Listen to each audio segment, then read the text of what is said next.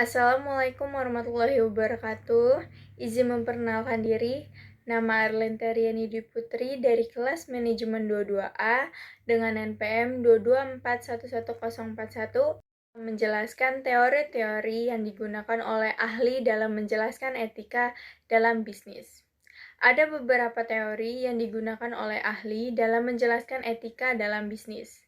Beberapa di antaranya termasuk ada utilitarianisme. Teori ini mengutamakan tindakan yang menghasilkan manfaat terbesar bagi sebanyak mungkin orang. Dalam konteks bisnis, tindakan yang dianggap etis adalah orang yang menghasilkan keuntungan maksimal bagi pemegang saham atau stakeholder. Yang kedua, ada etika deontologi. Teori ini berfokus pada kewajiban dan aturan moral yang mutlak.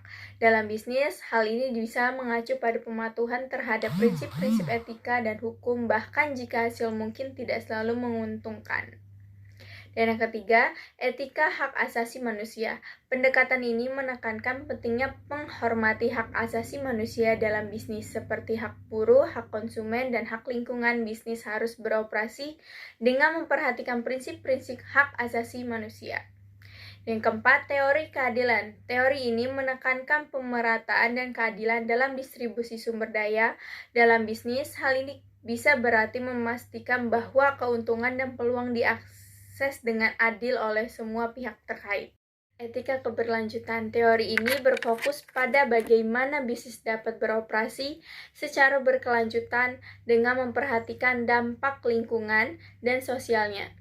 Bisnis etis harus meminimaliskan jejak lingkungan dan berkontribusi positif terhadap masyarakat. Dan yang terakhir, etika virtur atau keberanian. Pendekatan ini menekankan pengembangan karakter etis dalam individu dan organisasi. Bisnis yang etis dianggap sebagai bisnis yang dikelola oleh individu yang memiliki keberanian moral dan integritas. Ini hanya beberapa contoh teori etika yang digunakan dalam bisnis, dan seringkali berorganisasi akan memadukan berbagai pendekatan. Ini untuk membentuk kerangka kerja etika yang sesuai dengan nilai dan tujuan mereka. Sekian dari saya. Wassalamualaikum warahmatullahi wabarakatuh.